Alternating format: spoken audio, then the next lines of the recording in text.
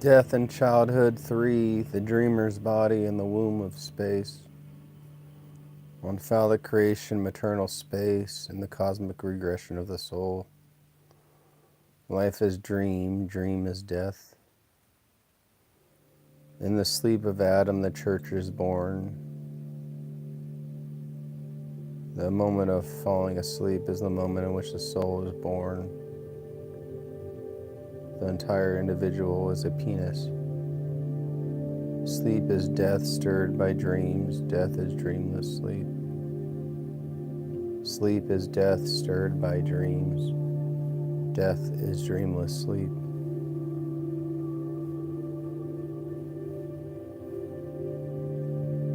The withdrawal into the self. The dreamer as hermit of his own body. To dream is to withdraw from the world and make another within oneself. The schizophrenic and the mystic share the same architecture. A cave excavated in flesh. The womb becomes the room. The self becomes its own geography. The dreamer sinks into himself, birthing a cosmos out of his entrails. Selfhood is a womb one mistakes for the world. The schizophrenic cave and the Platonic cave are one and the same. The mind's uterine recursion. To make a world is to split the self into mother and child, phallus and space. The phallus and the womb as one anatomy of creation.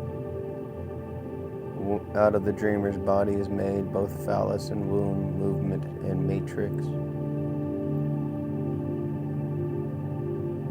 Every act of walking is coitus. Every coitus is a pilgrimage.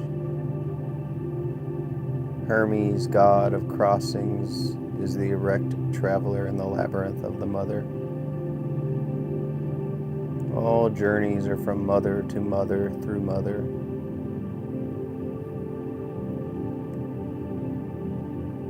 The labyrinth is not a path, but a pulsation, movement within containment.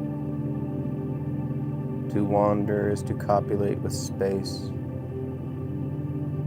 The world is a womb that receives its sons endlessly, yet never births them. Space is not emptiness, but receptacle, the cosmic womb. The Cora is chaos with a maternal face. Plato's nurse of becoming is also the devouring mother of myth. The sun walks in the dragon mother's night. Light is phallus through the maternal abyss. The atmosphere is amniotic. We breathe the milk of our origin. The mundus, the ceremonial trench, is both vulva and grave, womb and world.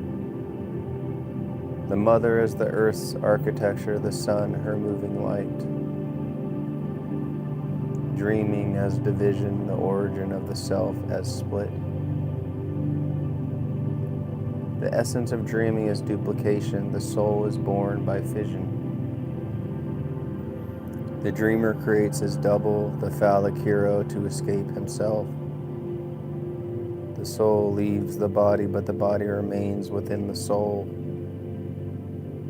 To have a soul is to see oneself as other, to externalize the penis as person. The hero with 1,000 faces is the body personified as phallus. The specter and the soul are the same projection, the wandering organ of desire. To dream of flight is to enact erection. To dream of descent is to remember birth.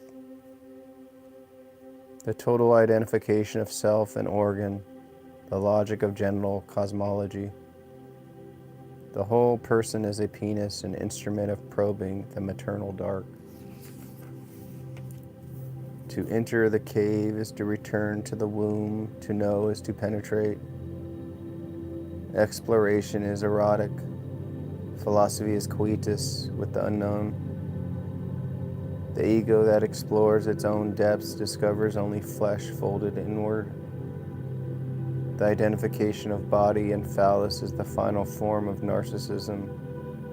The ego erect. Every creative act is a phallic substitution for birth denied. The mind itself is a genital organ dreaming the cosmos.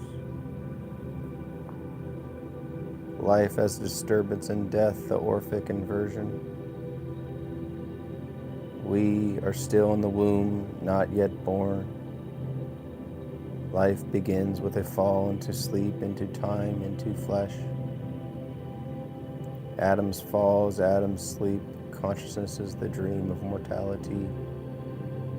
To be awake is to die, to dream is to live in death. Sleep and death are brothers, womb and tomb twins. Life is a disturbance in eternity, a dream stirring in the stillness of death.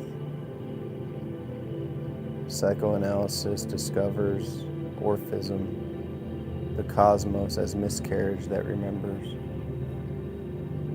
The goal of all life is death, the nirvana of the body's exhaustion.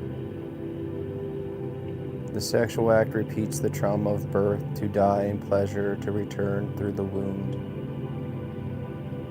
The regressive desire is the secret engine of evolution. Eros is Thanatos inverted, the yearning to rejoin what one fled. Life is catastrophe, orgasm, its parody of redemption. Adaptation is the body's art of dying slowly.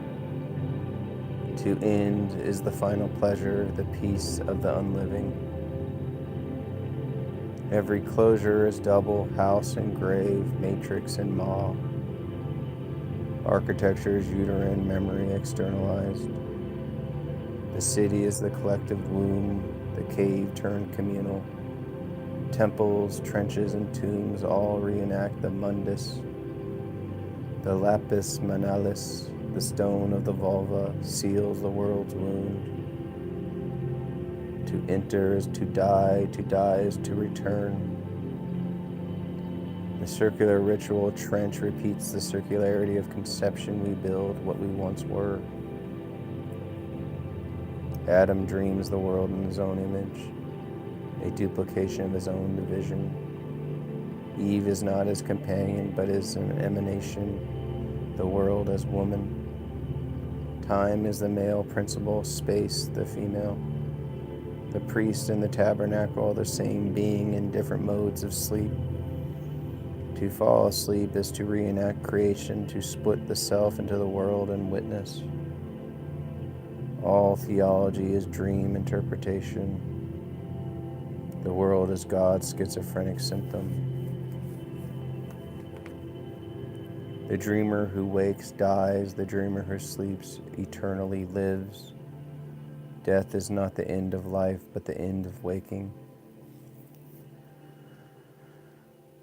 The cosmos is a regression without exit, movement in the mother.